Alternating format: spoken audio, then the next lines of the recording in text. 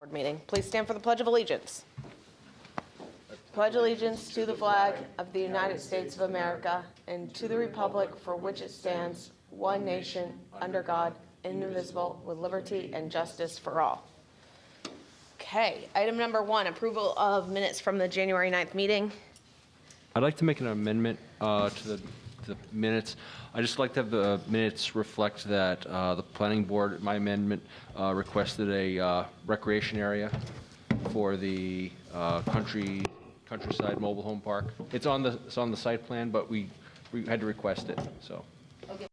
It needs to be added in the future, it needs to be added into the findings of fact. Okay. Conditions. But it wasn't in the minutes, so I just wanted to Because have it the minutes. wasn't on the Okay. findings of fact form. Okay. So the language is that you want to have that shown on the plan? Yeah, it was one of the conditions of approval to have the recreation area. Hey, Ann, I don't think I can hear you. Oh, I'm sorry, thank you. Oh. Yeah. That was the only thing. Does that mean it doesn't get added to it? Like I'm sorry, it's shown on the revised plan. Okay. It's not in the findings of fact, and that's why it's not in the minutes. But he wants to make sure Right. it goes into the minutes. So Perfect. in Yes, I case was going to make the same people suggestion. so neglect great. to look at the revised plan, which Right. shows it. Okay, great, thanks. Is that a motion? Yes. Is there a second? Second. Okay. Any further discussion? Okay. We'll vote to approve the minutes with Tom's amendment. All in favor? Okay. Oh, me too. Sorry. I'm sorry, who moved and who seconded? Tom and then Hillary. Thank you. Okay. Disclosure of conflict of interest. Does anybody have a conflict that they need to disclose? Hearing none. Number 3, KV Cap Real Estate.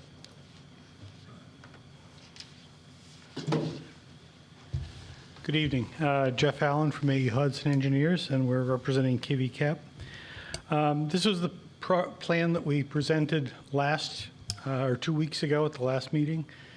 And at that time, you'd mentioned about kind of reducing the parking spots some. So we have looked at that. We have not done that yet, simply because 2 weeks is really rushing. So we just weren't able to do that. We do intend to do that. But still, we're showing you the same plan that we had last week, or 2 weeks ago, I'm sorry.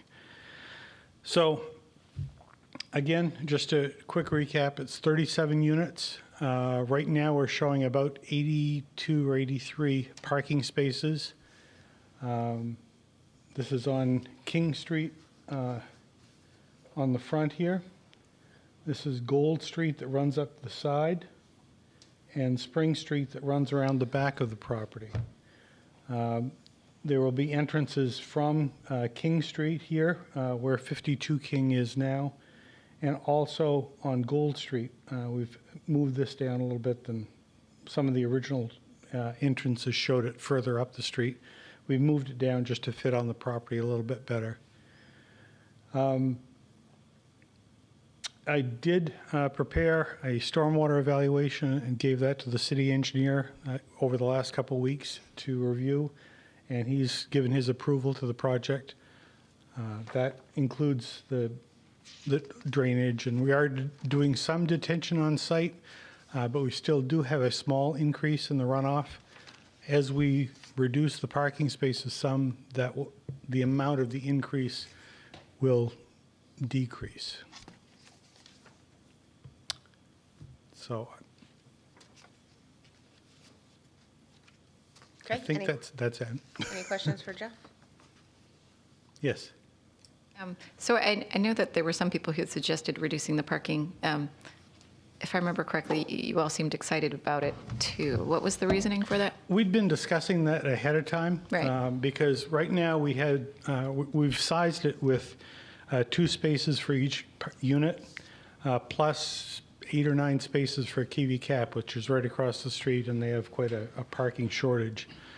I believe at the meeting 2 weeks ago, you agreed to go down to 1.5 spaces per unit. That will eliminate About 18 parking spaces, and I think you signaled that you'd be very flexible if we could eliminate an entire section or somehow minimize that. You might even go less than that, because most of these units are single-family or single-bedroom units.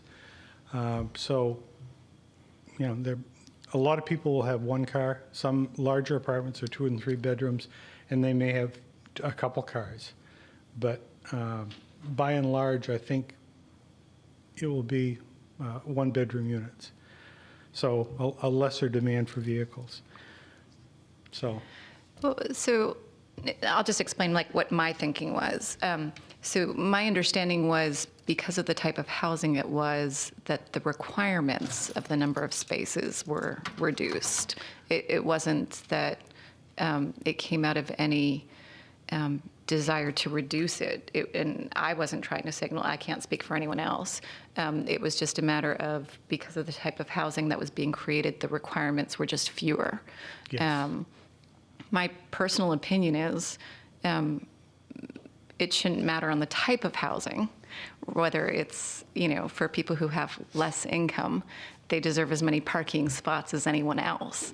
And so if you're thinking 2 spaces per unit, because, you know, there could be someone who has 2 or 3 bedrooms, presumably potentially 2 cars, then they may have a need for 2 spots. Or people who live in apartment complexes have friends who visit them, and it's nice to be able to park somewhere, Certainly. right? Again, I'm just speaking for myself. I was wondering if it was like, you know, if you were trying to decrease the footprint, and that was like a cost-saving item.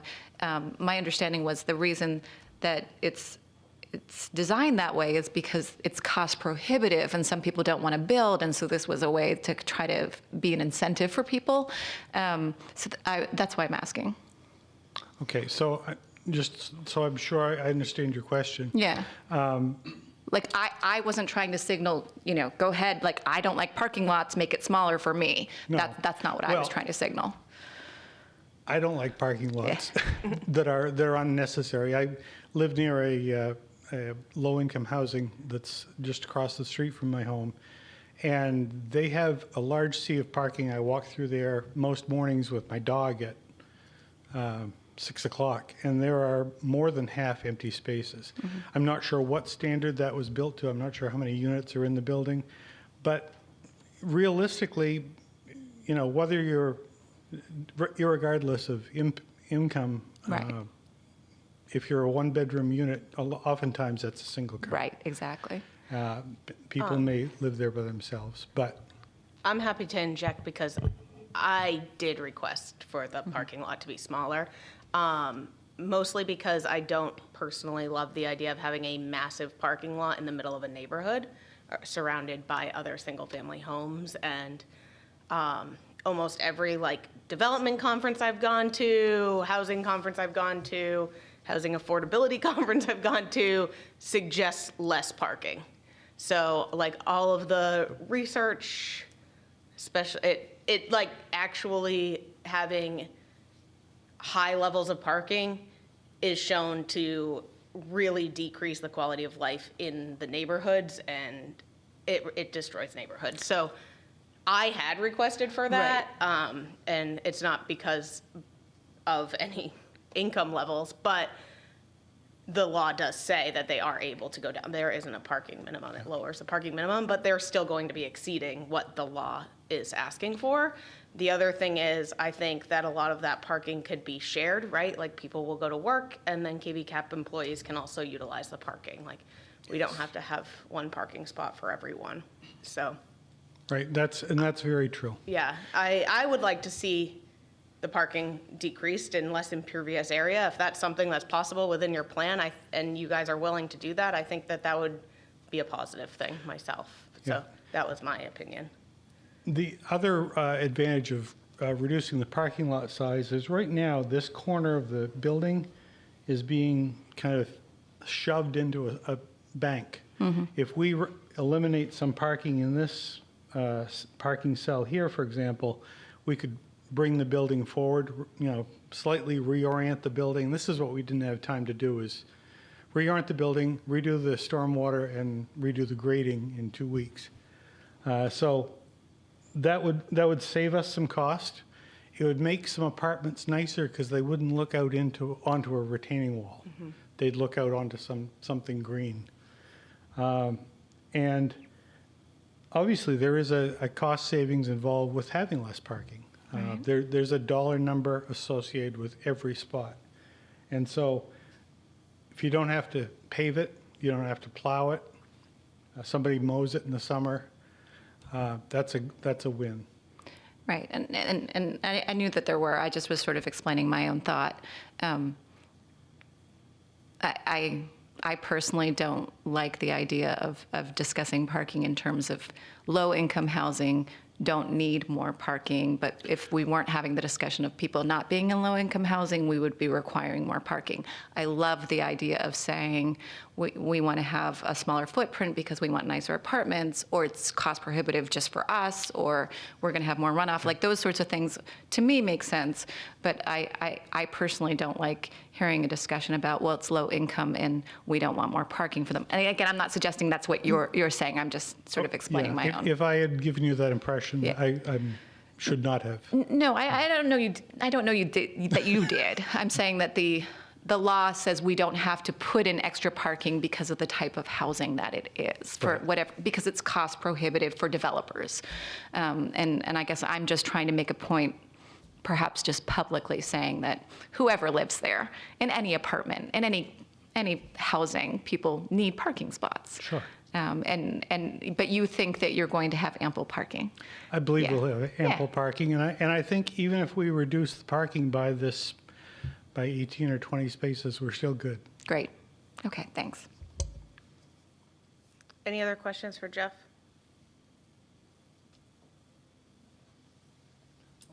Jeff, if you alter the site plan and move the building, do you have to come back?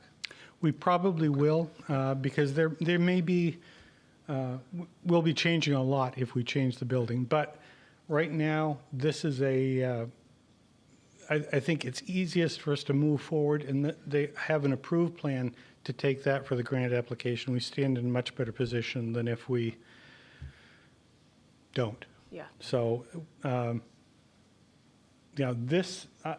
confident, as are the reviewers, that this system will work, this layout that we have will work. Is it the best layout? Maybe, maybe not. And so I'm completely open to changing it, and at that time, we could come back and get you guys to okay it. Dave, would that be a problem with like Main State Housing at all if you guys had to come back to the planning board once you've been approved? No, Okay, good. no. The main thing is to have an approved plan when the application goes in. Yep. Yeah. And then if it has to be tweaked down the line. Right. There's lots of things that can come up in the next year that could, need tweaking in any projects in the state, so. Sorry. Yeah, I mean, there are lots of things that could be, Okay. that could come up that nobody knows about when something's approved, so I think Maine Housing knows that happens. Good. Okay. I just didn't want to put any barriers. Especially if we went back to them and said there was a cost savings with changing it. Yeah. They're not going to argue with that.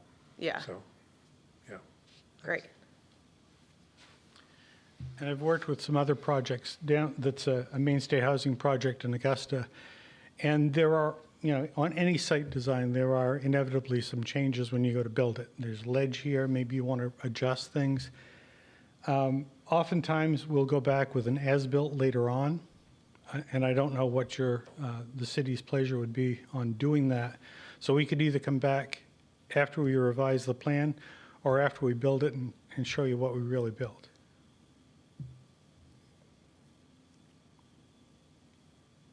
I know we had some discussions around like some sort of community space or green area and all of that. Any further thoughts on how that might fit into the plan? Okay, we do have an area in behind the building here. This area right here kind of represents the bottom of the hillside. It's a very steep hill. It goes up to Spring Street here.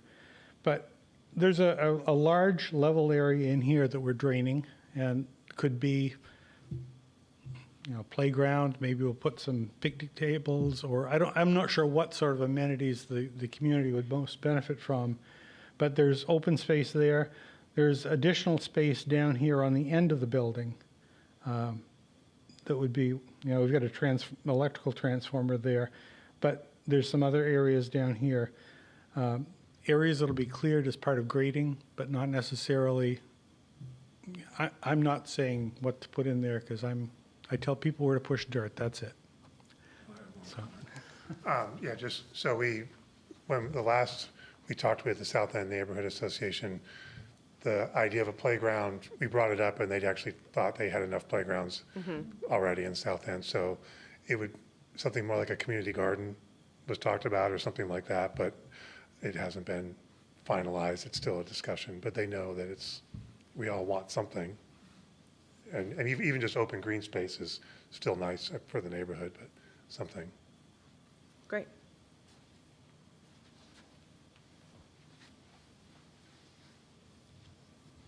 Any other questions? Anybody in the audience have a question? Okay. Hearing none, we can move to findings and facts. Move to read by number only. Is there a second? Second. Okay, all those in favor? Okay. Jeff, do you have this? I do. Okay. Number 1, the True. water pollution. True. Number 2, True, number 3, true, 4, true, 5, true, 6, true, 7, true, 8, true, 9. true. And is there an update from Jefferson Longfellow at all? We did not receive a letter from the Kennebec Water District. Okay. Have you talked to him at all, Jeff? I've emailed him 3 times Yeah. beginning in December, and I think I tried calling him once and didn't, They didn't give you anything preliminary, though? I No. can't imagine that it's no. It's, public water. it is public water.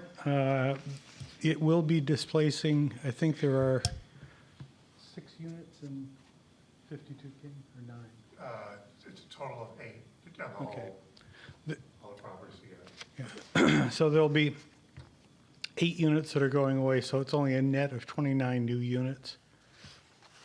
And I believe it's a 12-inch water main down there, so there's a lot of water going by the site. And, generally, Mr. Longfellow sends us conditions that he wants us to meet. Yeah. Those have always been reasonable, and we're likely to not have an issue with any of those. Okay. Any further discussion?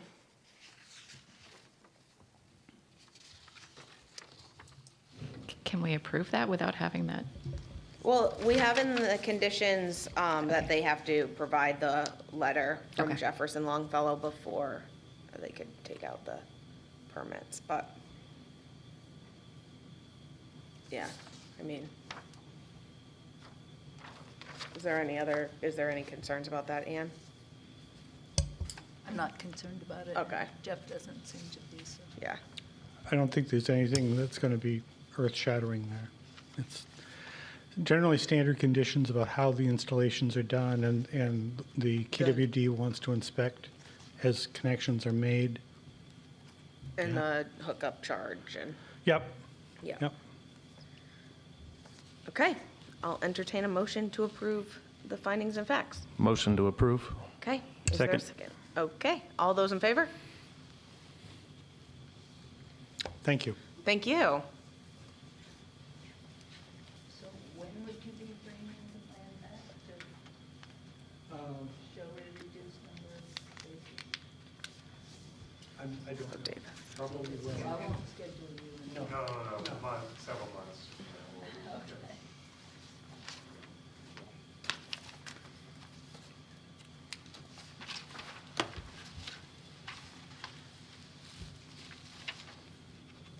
Matt, I didn't want to look up how to spell your last name, so you can write it in on there. Yeah.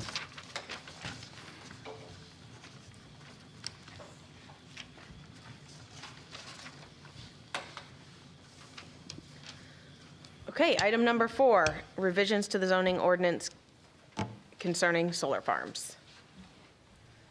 I'll open up the floor for any discussion.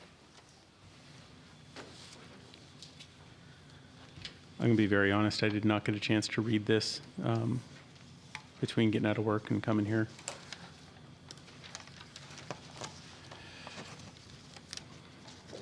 Yeah, I mean, we talked about it pretty extensively in the last meeting. Did anybody have anything that they wanted to add in for this discussion? So are we gonna issue like a memo or something to the council, or? Yes, I'll write a memo. A memo? Okay. With the ordinance. But this has to come back to your next meeting Yeah. because there wasn't time for the proper legal notice. So So it this is wouldn't what be we'd be after? voting on next meeting?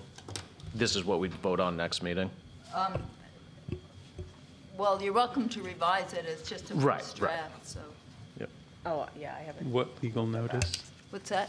Legal notice for what?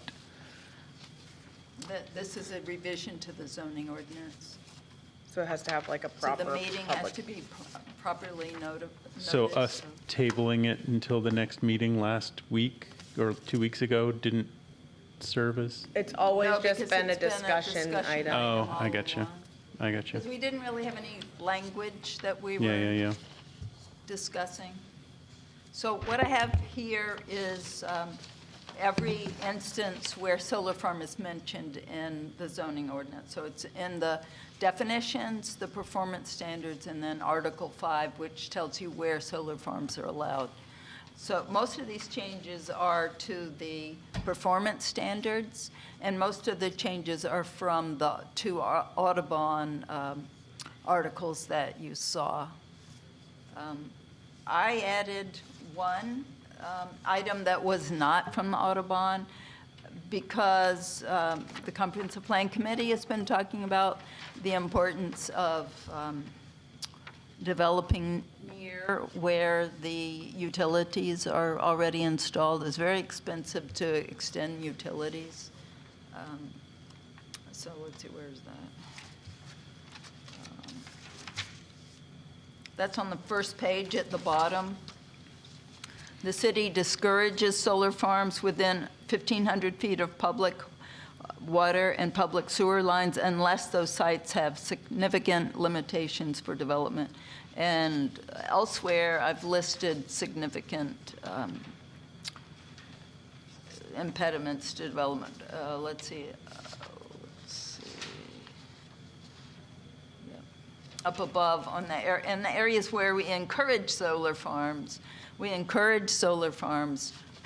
where the sites have significant limitations, and those include steep slopes, wetlands, high water table, shallow depth to bedrock, and also we encourage solar farms on landfills and brownfields and sand and gravel pits, and that's something that was in the Audubon article, if you'll recall.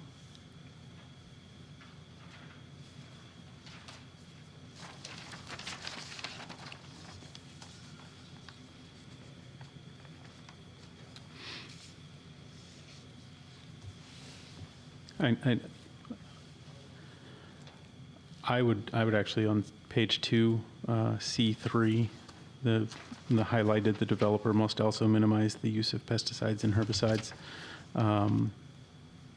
I, for one, would be in favor of saying that they're just not allowed. I don't know how other people feel about that. Agreed. That's my personal opinion.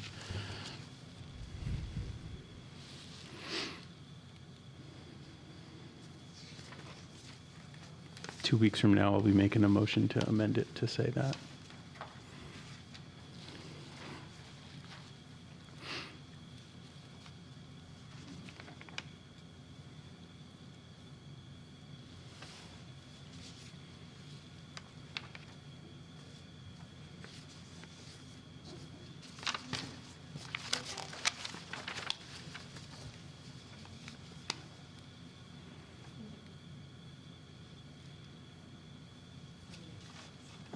So are we saying that they're only allowed in the airport industrial No, right now, solar farms allowed in airport In there. industrial, airport district, and solar farm district. Right, But the solar farm district is basically where anyone wants to put a solar farm, they come to the city council and they ask right. for rezoning.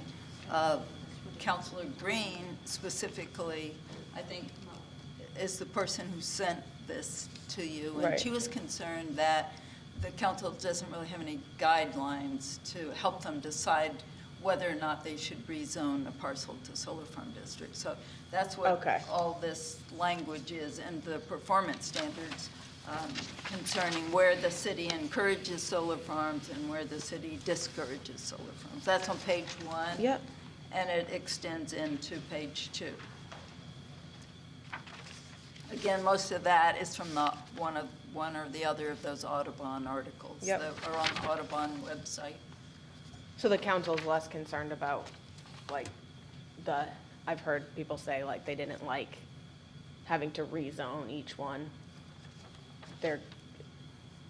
We're more comfortable with that, but we just want some more performance standards. Is that how I understand it? I don't know if the city manager has anything to say about that, but I don't think there's any way that the city could rezone property to solar farm district without knowing who wanted to have a solar farm. No. Right. I mean, I've heard people having like an issue with like a spot zoning, basically, like creating certain parcels as solar farm districts on a case-by-case basis. You know what I mean? Just like rezoning pieces of property like that without like a comprehensive, they're allowed in this area, they're allowed in that area. Well, I personally don't care either way. I'm just wondering what the council is looking for. all I can tell you is what Okay. the resolution said, that we were supposed to, or the board was supposed to discuss certain issues. And those are in the minutes from the last meeting. Yeah, Remember I that know list? what the issues are. I think there's Sam, I think different opinions on the is what council. you're trying to ask is, should we be saying that they're not allowed in Certain areas, like, yeah. any residential zone? Right, Can't like you be, can't put a solar farm in a or residential A A, district. or residential whatever, B, yeah. or Okay, so I I don't can know. say that. Like only you could rural. You could use stronger language here, but we're saying that we discourage it within 1,500 feet of water and sewer. And so everything in the residential A zone and everything in the residential B zone and C zone for that matter. Yeah. Almost all those residential areas have public water and sewer. But the word discourage is not strong enough. The word discourage is something that we could debate then. Discourage so- is, yeah. Yeah, okay, so the problem with that is, if you completely disallow them, part of this is allowing them in areas that have issues. Well, I'll tell you, there's a Yeah. developer who's interested in building a solar farm in a commercial area that is within 1,500 feet of utilities, but it's 20-some percent, I think 26% of that parcel is wetland that's has been identified by soil scientists, and they already had a developer try to develop that property and found that it would be extremely expensive because they have to pay the DEP and the Army Corps of Engineers fees for being allowed to fill the wetlands. So that parcel will not be developed for anything else. So if you say flat, nothing within 1,500 feet of utilities, that parcel will never be developed for Right, anything. and again, I'm just talking about the language. It's not necessarily Yeah, my yeah, no, I opinion. No, I understand. want to make that I clear. Like every time understand. I'm up here, I'm always playing devil's advocate. It's not necessarily my opinion. The language is such that this means every single time somebody wants to do this, they're going to bring it here because we Yeah. just say discourage. So it really is, Okay, it's but- up to us to say, well, we discourage it, so no. Well, why did you do it here and why did you do it there? Like, because of differences in the actual physical characteristics of the site. It might be steep slope, it might be wetlands, it might be floodplains. Right. Those are all listed. So I understand what you're saying. Yeah. And I Okay. agree with you. Okay. That it's Okay. not really strong language, but I'm just saying that not every piece of land is the same as Right. every other piece of land. No, but I think what you're saying is helpful then, because there's enough guidance, you think, then here to help outline. If you- Right, right, If you look at B1, right, which has to do with siting solar farms, right, the first section has to do with where you encourage solar farms. Exactly. And then the second section has to do with where you discourage solar Right. farms. So you would have to Yeah. use those two okay, together. okay, thanks.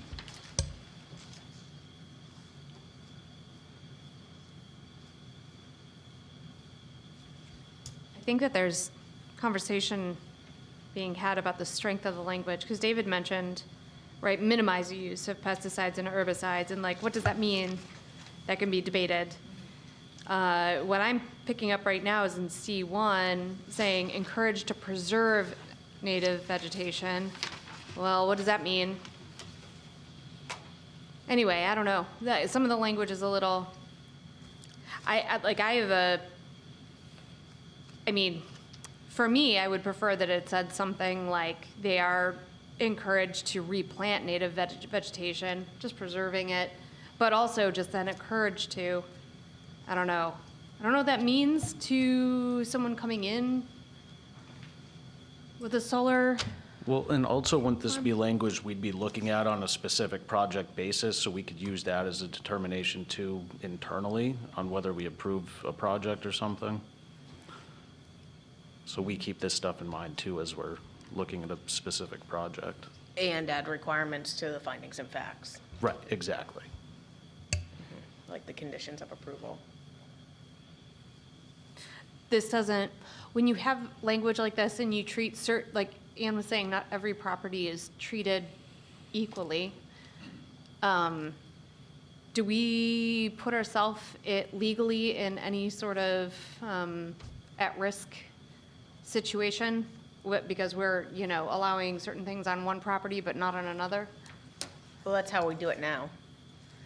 This actually makes it less ambiguous because there's a set of standards that you have to, that show what our priorities are for solar. No, right, but if you're acting differently between two properties that otherwise may be the same, why is that? And you can always bring up other more nefarious reasons why you're not treating properties equally, if you see what I'm saying. Like, are you saying we want you to try to preserve 20% of the native vegetation and mature trees, but we're only going to require you to do 10% if someone came before us? If we don't have it in black and white that says how much you have to keep? Well, I mean, I don't know that the numbers, I mean, we can decide whatever numbers we want. I'm just talking about like language saying like encouraged, discouraged, yeah. Something like, for me, preservation and like insisting on someone actually doing an action like planting native plants is different. Just so more actionable words. Anyway.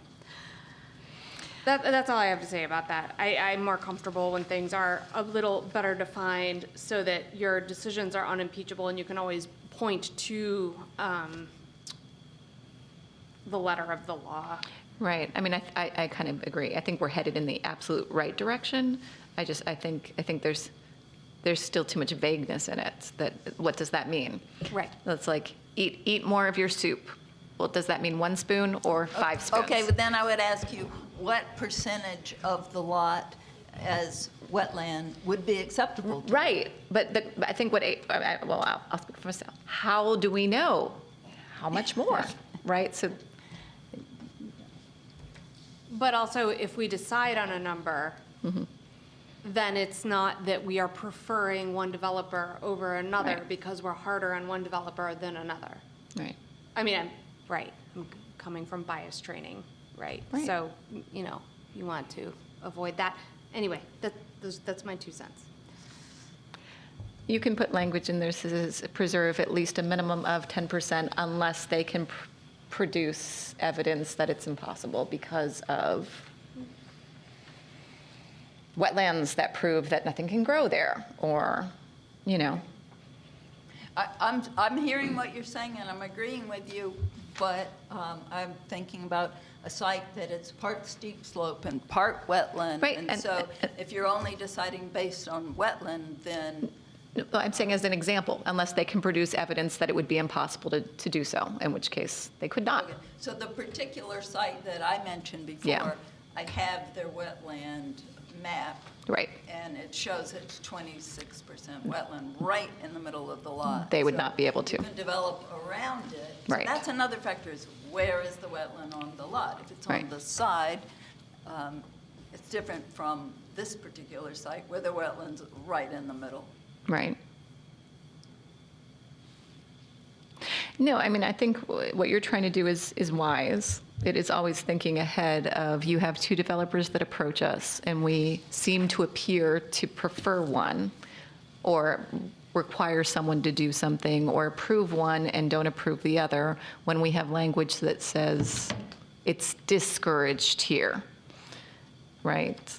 And so that's why we're just trying to nail down language that suggests that we can back ourselves up as to why. But Right. I would point out that this is the zoning aspect. So after you make your recommendation, then the council has to vote on changing the zoning. But Right. then you get to comment on the site plan. You'll review the site plan. Right. So you could say, well, we're okay with you putting a solar farm here, but we want you to preserve X, Y, and Z. Right, and when the next person comes and we say yes to them and we say no to the other, it's really helpful for us to be able to have something to fall back on, Right, so that but- they don't come back to us and say, you showed preferential treatment to so-and-so. I can't remember a site plan that any board, in 35 years, I can't remember a site plan that a board has ever rejected. It's only, the plan has been modified. Okay, okay. I'm not saying you couldn't reject a plan, but the board hasn't yet that I can remember. Again, it's Well, not, except for those 2 homes at the mobile home. The 2 homes, yeah. The 2 There- illegal homes you rejected. there you go. Yeah. Okay, that's So good. I don't know That's whether, good. maybe you all want to spend some time with this over the next 2 weeks, and I will put a legal notice in the ad so you can vote on it at the next meeting, but I'm not really sure how you want me to revise this. I don't think you need to revise it now, Ann, and we can discuss it and vote on different language Okay. in the meeting. That makes the most sense to me. Make amendments to what we have and in the meeting when we can vote on it. Okay? Sounds good to me.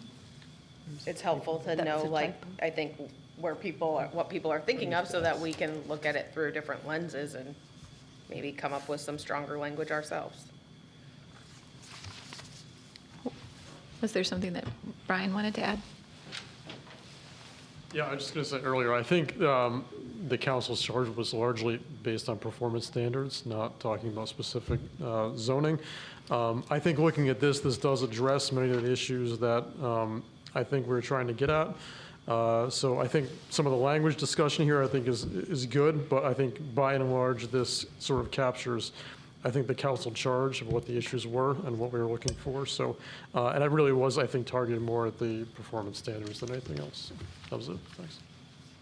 Is this something that Bill Lee would review the language of? I certainly can ask him to. I don't know if you think that would be helpful, but if we're talking about whether or not the ordinance would be able to be applied fairly to everyone, like if he might be able to look at it a little and give some suggestions too. All right. Any further discussion?